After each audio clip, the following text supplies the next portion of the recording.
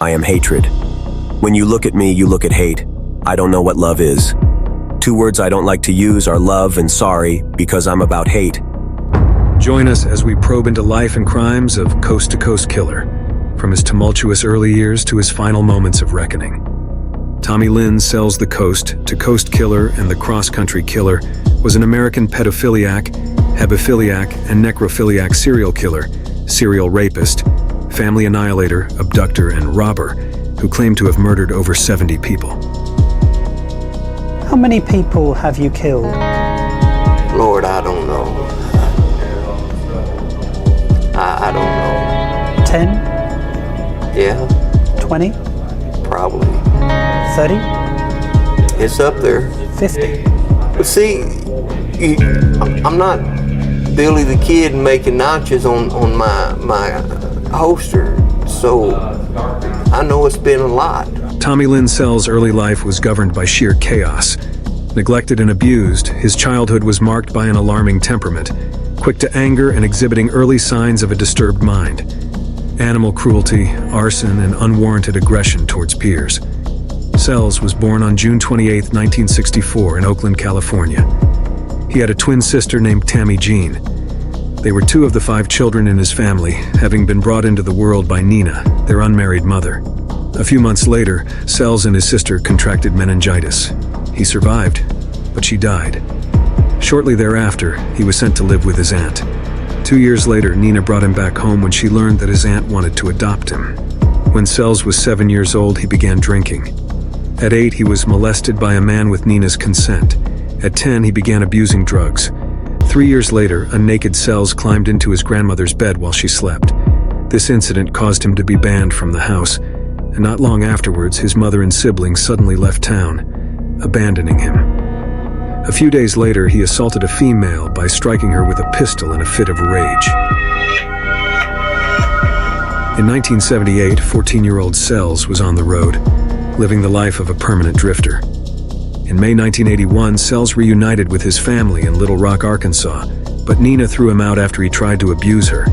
After failing to get help from a mental health clinic, Sells began drinking more, eventually leading to his first arrest in 1982 for public drunkenness. As Sells grew, so too did his criminal inclinations.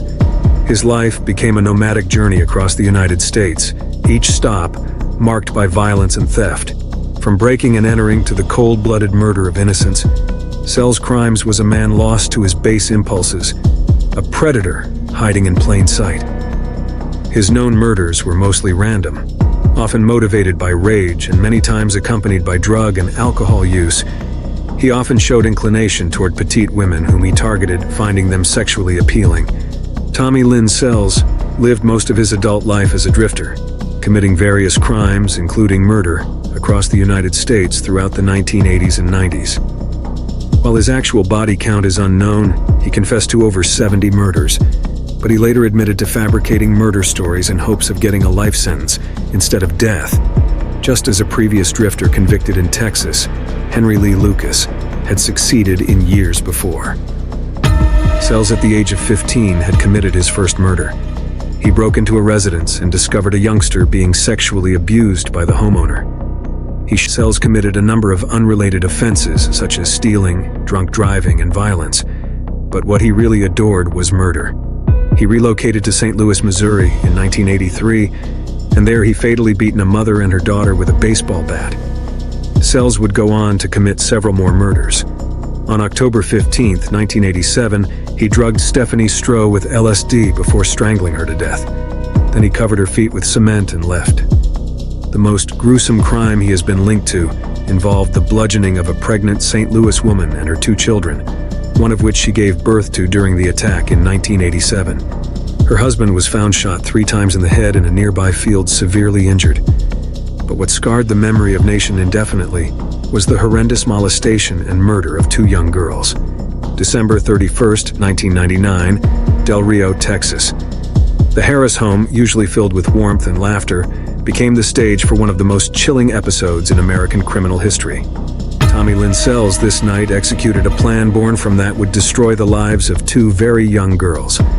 He savagely targeted the Harris family, where 2 young friends, Kayleen Katie Harris and Crystal Searles were having a sleepover, a night that promised memories but delivered a nightmare. The horror unfolded as Sells brutally attacked both girls. Katie, just 13 years old, tragically lost her life. But it was 10-year-old Crystal Searles who would emerge as a figure of unimaginable bravery.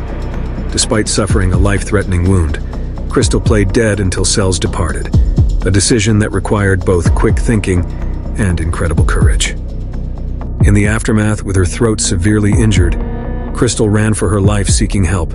Hurt and displaying courage that defies comprehension, she reached a neighbor's house where she finally found help. In the days that followed, even as she fought for her own recovery, Crystal's showed immense strength. Her detailed account of the assailant and the attack provided law enforcement with the vital clues needed to pursue Sells. Working with a police sketch artist, Crystal's contributions were instrumental in creating a composite sketch that would soon lead to Sells' apprehension. Armed with Crystal's detailed description and fueled by an unwavering determination, law enforcement officials launched an extensive manhunt. It was Crystal's courage that led to the creation of a composite sketch, a crucial piece in the puzzle that ultimately trapped the predator, bringing Tommy Lynn Sells into custody. Were you ever awakened during the night? Yes. What was it that awakened you? Katie's voice saying help. His hand was over her mouth. Whose hand was over her mouth? His hand. The man with the blue jacket and the glasses? Yes. Let the record reflect that the witness has identified the defendant, Tommy Lynn Sells. He was standing behind her with his hand over her mouth, the knife right here. Katie was... okay. He was...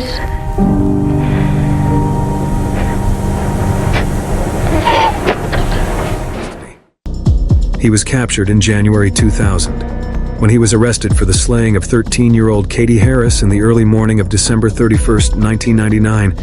He claimed to have killed over 70 people. In the courtroom, the world watched as the full extent of Sells' crimes came to light. His erratic behavior and cold indifference stood in stark contrast to the emotional testimonies of the survivors and the families of the victims. Convicted of multiple charges, including capital murder, September 18th, and 2 days later, he was sentenced to death. Sells was executed by lethal injection at 6:14 p.m. on April 3, 2014. Do share your comments. Until the next one, stay safe and stay curious.